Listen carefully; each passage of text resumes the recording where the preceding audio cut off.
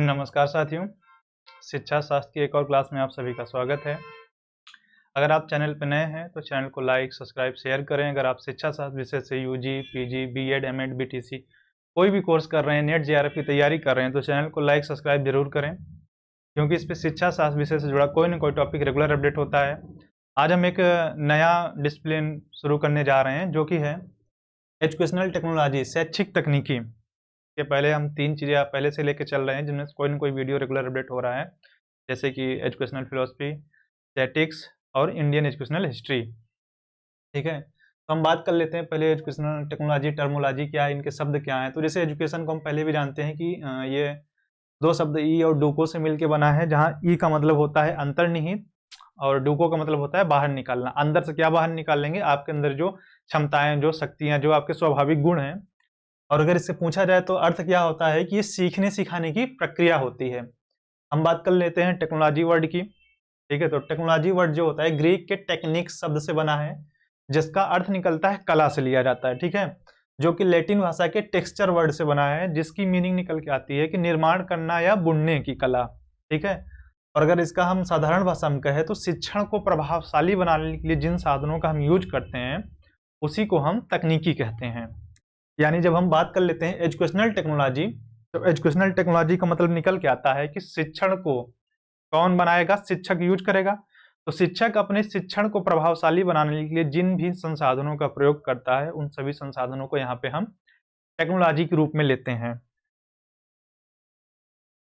ठीक है,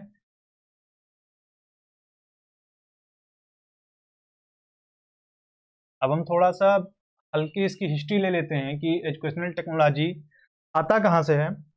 तो सबसे पहले जो होता है कि इंग्लैंड में इस वर्ड को, ठीक है, इंग्लैंड में ब्रायन मोर ने यूज किया था। ब्रायन मोर ने ईटी यानी एजुकेशनल टेक्नोलॉजी का सबसे पहले इनका पूरा नाम था ब्रायन मोर जोन्स। ठीक है, इन्होंने 1967 में इस शब्द का सबसे पहली बार प्रयोग किया था। किसका? Educational technology. ठीक है, ऐसा नहीं कि टेक्नोलॉजी वहीं से शुरू होती है, लेकिन ब्रायन मोर पहले थे जिन्होंने एजुकेशनल टेक्नोलॉजी शब्द का सबसे पहले यूज किया था। और इसी के बाद फिर इंग्लैंड में नेशनल काउंसिल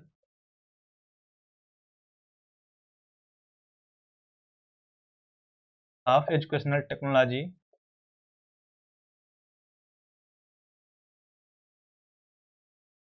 बनती है। मतलब एनसीईटी की स्थापना इंग्लैंड में ब्रायन मोर ने जब इस शब्द का बनाया कि भाई एजुकेशनल टेक्नोलॉजी शैक्षिक तकनीकी जैसा कोई शब्द होता है, तो यहाँ से स्टार्ट हो जाता है। अगर हम बात करें कि टेक्नोलॉजी शुरू कहाँ से होती है, तो सिडनी एल प्रेसी,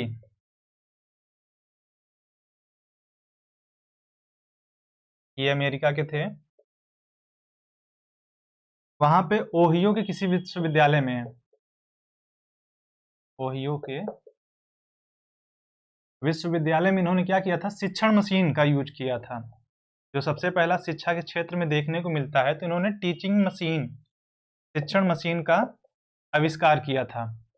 देखो ध्यान देना कि इन्होंने वर्ड का यूज किया था एजुकेशनल टेक्नोलॉजी। टेक्नोलॉजी पहले भी शिक्षा में आ रही थी, इसके पहले भी, पर वहां पे इसको कोई नाम नहीं दिया गया था कि हम क्या कहेंगे, हम तकनीकी की तरह यूज करते थे। लेकिन सबसे पहले जो शुरुआत की थी कि सिडनी एल प्रेसी ने अमेरिका के ओहियो विश्वविद्यालय में शिक्षण मशीन का आविष्कार किया था, और वहां पे इसका क्या हुआ, यूज किया था। इसी कड़ी में बाद में लम्सडेन, ग्लेजर, इन दोनों ने लगभग 1930 से 40 तक टेक्नोलॉजी का यूज किया। किसमें? प्रिंटिंग में, पुस्तकों के बनाने में। ठीक है, इन चीजों में क्या हुआ था, इन्होंने टेक्नोलॉजी को यूज किया, पर अभी भी ध्यान देना नाम नहीं आता है। इसके बाद 1950 में, ये ज्यादा फेमस यहां से होती है कि 1950 में बीएफ स्किनर ने, अरे वही स्किनर जिन्होंने प्रयोग किया था, किस पे किया था स्किनर का प्रयोग? चूहे पे था। इन्होंने एक चीज लाया जिसको बोलते हैं प्रोग्राम लर्निंग,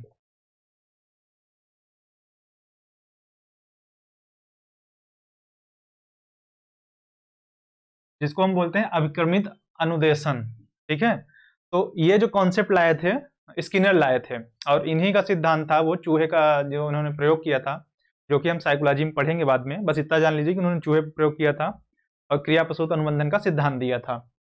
तो इन्होंने क्या किया था कि 1950 में जब ये प्रोग्राम लर्निंग लाते हैं, तो यहीं से क्या हो जाता है कि फेमस हो जाता है, और इसी के बाद धीरे धीरे धीरे क्या होता है, टेक्नोलॉजी का यूज शिक्षा में और ज्यादा किया जाने लगता था। तो ये इसका अर्ली एज हो जाता है, ठीक है। और इसके बाद फिर ब्रायन मोर आते हैं 1967 में, टेक्नोलॉजी वर्ड को लेके आते हैं। फिर इन्होंने क्या करते हैं कि 1967 में ही एजुकेशनल टेक्नोलॉजी दे देते हैं। फिर इंग्लैंड में क्या होता है कि भाई काउंसिल बन जाती है। अब थोड़ा सा यहाँ पे चूंकि हम शैक्षिक तकनीकी पढ़ेंगे, तो थोड़ा सा हम एजुकेशन की डिफिनेशन पढ़ लेते हैं कि शिक्षा से ऐसा क्या होता है भाई, हमारे शिक्षा का क्या मतलब निकलता है, भाई हम शिक्षा क्यों दे रहे हैं। तो क्या होता है कि बालक के व्यवहार में वांछित परिवर्तन लाना। वांछित परिवर्तन लाने की जो प्रक्रिया होती है वो किसके द्वारा होती है, शिक्षा के माध्यम से। और टेक्नोलॉजी इसमें क्या होता है कि आगे चल के अपना रोल देती है। अब टेक्नोलॉजी क्या है, साधारण भाषा में समझ लो कि शैक्षिक तकनीकी क्या हो जाती है यहाँ पे, ये शिक्षा हो गया। अब तकनीकी जैसे मैंने अभी लास्ट बताया था कि शिक्षण में क्या होता है कि प्रभावशीलता बढ़ाने के लिए, शिक्षण को और इफेक्टिव बनाने के लिए जिन संसाधनों का यूज करते हैं वो टेक्नोलॉजी हो जाती है। तो इसमें क्या होता है कि टेक्नोलॉजी जब यूज कर देते हैं कि इसमें सभी प्रणालियां, मतलब जितनी भी मेथड्स हैं, सभी प्रणालियां, विधियां, साधन और जो भी माध्यम है, उन सभी को जब हम यूज करते हैं शिक्षा के क्षेत्र में, तो हमारी बन जाती है शैक्षिक तकनीकी। सीधी भाषा में कहें कि विज्ञान का जब हम शिक्षा में यूटिलाइज कर लेते हैं कि शिक्षा को हमें और अच्छा बनाता है, तो वही चीज हमारा हो जाता है शैक्षिक तकनीकी। ठीक, तो ये बहुत आसान है। अब इसके फायदे क्या हो सकते हैं, भाई हम आपको शिक्षित तकनीकी तो दे रहे हैं, या इसकी विशेषताएं क्या हो सकती हैं। तो ये क्या होता है कि शिक्षा के 3 पक्ष नॉर्मली लिए जाते हैं। एक होता है अदा, प्रक्रिया और प्रदा। इंग्लिश में इसको हम बोलते हैं इनपुट, प्रोसेस और आउटपुट। चलो इसको हम टेक्नोलॉजी की ही भाषा में समझाते हैं, शिक्षा छोड़ देते हैं। टेक्नोलॉजी में क्या होता है कि आजकल कंप्यूटर, मोबाइल, लैपटॉप हर किसी के पास है, नहीं तो मोबाइल तो लगभग हर किसी के पास है। तो जो आप उस पर टच पे कोई ना कोई की प्रेस करते हैं। अब की प्रेस करते हैं तुरंत उसका आउटपुट नहीं होता, एटलीस्ट वो एक माइक्रो सेकेंड का भी गैप लेता है, टाइम लेता है। तो वही चीज क्या होता है, जो उसने टाइम लिया उसी को हम बोलते हैं प्रक्रिया, यानी प्रोसेस। और उसके बाद जिस चीज के लिए हमने वो की प्रेस की थी, जिस भी किसी को कॉल करने के लिए, या कोई मल्टीमीडिया चलाने के लिए, या कोई पीडीएफ पढ़ने के लिए, तो जो वो रिजल्ट निकला वही हमारा क्या हो जाता है, आउटपुट। अगर हम शिक्षा की भाषा में इसे कहें तो भाई बालक है, तो हमने उसे क्या किया, शिक्षण देना शुरू किया। तो ऐसा है नहीं कि बालक पहले ही दिन तुमने देना शुरू कर दिया और एक दिन वो ब्रह्म बन गया, ऐसा नहीं होगा, वो टाइम लेगा। तो वो जो हम धीरे धीरे दे रहे हैं वो इनपुट होता है, और जो वो अंडरस्टैंड करना शुरू करता है, धीरे धीरे समझना शुरू करता है, वो हमारा प्रोसेस होता है। और जब लास्ट में हम उसका मूल्यांकन करते हैं, जैसे उसका हम परीक्षा ले लेते हैं, ठीक है, या वाइवा ले लें, किसी भी तरीके से उसका हम आकलन कर लें या मूल्यांकन कर लें, तो जो उसका रिजल्ट निकल के आता है, तो वही चीज हमारी क्या होती है, प्रदा होती है। तो ये चीज क्या होती है कि टेक्नोलॉजी, यानी हम जब एजुकेशनल टेक्नोलॉजी लेके आते हैं, तो उसमें ये तीनों चीज यानी इनपुट, आउटपुट, प्रोसेस होते हैं। इसके द्वारा क्या हो सकता है कि प्रभावी यानी इफेक्टिव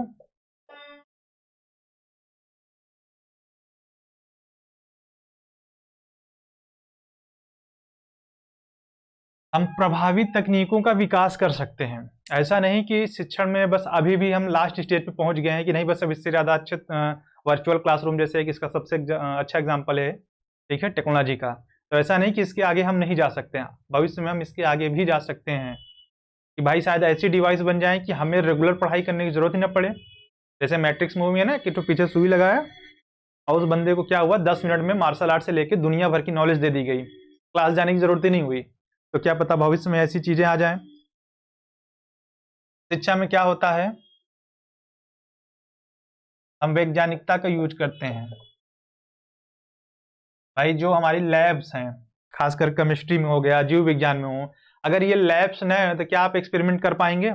ये भी तो एक टेक्नोलॉजी का ही एक प्रकार है भाई। लैब्स की अलग अलग सामग्री होती है, अलग अलग इक्विपमेंट्स होते हैं, तो क्या उनके बिना शिक्षण संभव है वहां पे? नहीं। तो भाई वहां पे यूज आ जाती हैं।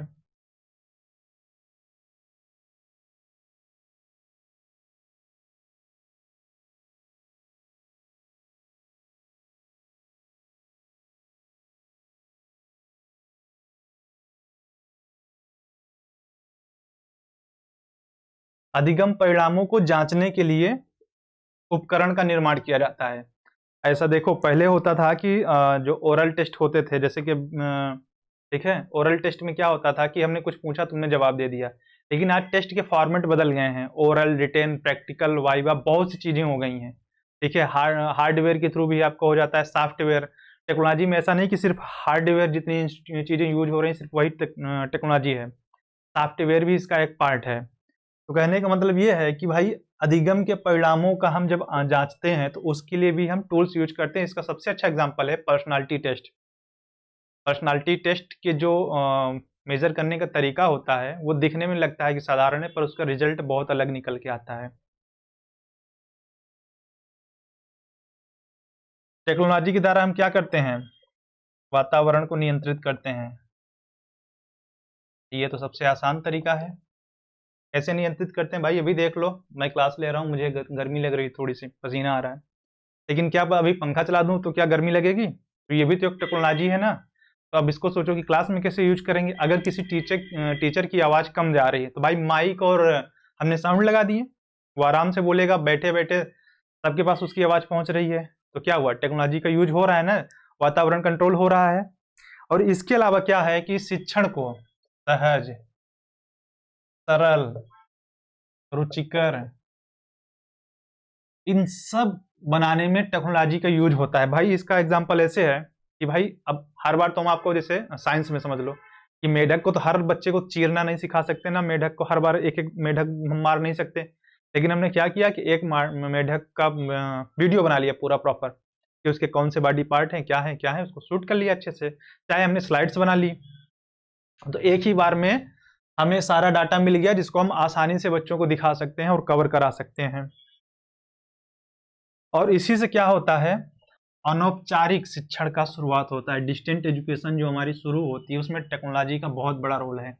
अगर साधारण शब्दों में कहें, अगर टेक्नोलॉजी ना हो तो डिस्टेंस एजुकेशन उतनी सरल नहीं रह पाएगी। आज टेक्नोलॉजी के द्वारा क्या होता है कि हम बैठे बैठे लाइव क्लासेस ले लेते हैं, वीडियोस हैं, लेक्चर्स हैं। अब जैसे ये मेरा भी तो एक फॉर्मेट टेक्नोलॉजी पे ही तो पूरा डिपेंड है। अगर इंटरनेट, मोबाइल, लैपटॉप चीजें ना हो तो क्या ये मैं क्लासेस दे सकता हूँ? नहीं। अब हम बात कर लेते हैं इसके क्षेत्र क्या हैं, इसका स्कोप क्या है, इसका ईटी का यानी एजुकेशनल टेक्नोलॉजी का। ठीक है, तो डेरेक राउंट्रा,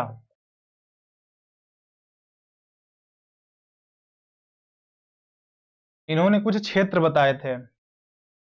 ठीक है, और इन्होंने ये दिया था 1973 में कॉन्सेप्ट अपना कि इसके कितने स्कोप हो सकते हैं। तो इन्होंने पहला बताया था कि अधिगम के लक्ष्य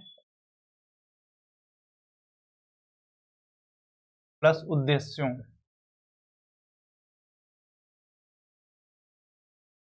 को चिन्हित करने में।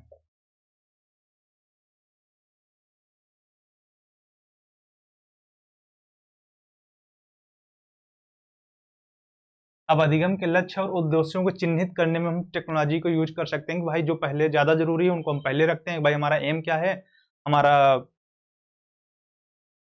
उद्देश्य क्या है। ठीक है, तो पहला चीज हम यहाँ पे यूज कर सकते हैं। दूसरा इन्होंने बताया था अधिगम वातावरण को कंट्रोल करने में या नियोजन करने में, यानी जो हमारा लर्निंग इन्वायरमेंट है उसको क्या करना है, नियंत्रण करना है, या उसको हम प्लान कर सकते हैं या अपने हिसाब से आयोजित कर सकते हैं। मैं पहले भी एक एग्जांपल दे चुका हूं कि भाई टेक्नोलॉजी को यूज करके हम अपने वातावरण को कैसे कंट्रोल कर सकते हैं। तीसरी चीज इन्होंने बताया था कि विषय वस्तु की की खोज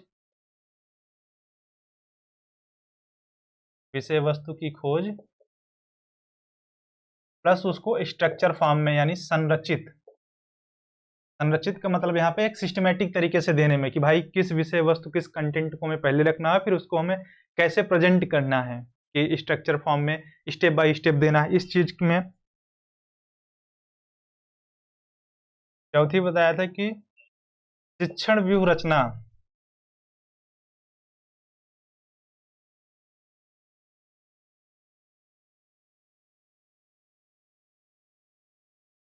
शिक्षण व्यू रचना के चुनाव में भी हम टेक्नोलॉजी का यूज करते हैं। अगर ना समझ में आए तो जो लोग बीएड या बीटीसी एमएड किया होंगे उन्होंने माइक्रो टीचिंग की होगी। माइक्रो टीचिंग करने के लिए उन्हें ऐसा नहीं था कि 1 महीने पहले से लेसन प्लान बना लेना पड़ता था। उन्हें पर डे कल क्लास लेनी है तो आज रात में ही लेसन प्लान उनको बनाना पड़ता था। लेसन प्लान बना के तब वो नेक्स्ट डे जाके क्लास लेते थे। तो उनको पता होना पड़ता था कि किस लेवल के बच्चे हैं, उनमें मुझे किस तरीके से उनको ट्रीट करना है कि छोटे बच्चों के लिए किस मेथड का यूज करना है, बड़े बच्चों के लिए किस तरीके से, हायर एजुकेशन के अगर बच्चे हैं तो कैसे ट्रीट करना है। अब आप हर एक ही टीचिंग मेथड को हर जगह नहीं लागू लगा सकते। जैसे अगर छोटे बच्चों को आप लेक्चर देते हैं, साधारण भाषा में कहूँ कि क्लास 2 और 4 के बच्चे हैं, अब जाके एकदम हाई लेवल का लेक्चर दे के चले आते हो तो उनको तो पल्ले नहीं पड़ेगा, कई बच्चे सो जाएंगे, ठीक है। लेकिन यही चीज़ अगर आप हायर एजुकेशन के बच्चों को देते हो तो वो अंडरस्टूड करेंगे क्योंकि उनका मेंटल डेवलप हो चुका होता है कि वो उस लेक्चर को समझ सकें। लेकिन छोटे बच्चों पर ये नहीं लागू होगा। तो जाहिर सी बात है कि शिक्षण व्यूह रचनाओं में भी हम इसका यूज करते थे। 5वां था कि अधिगम व्यवस्था को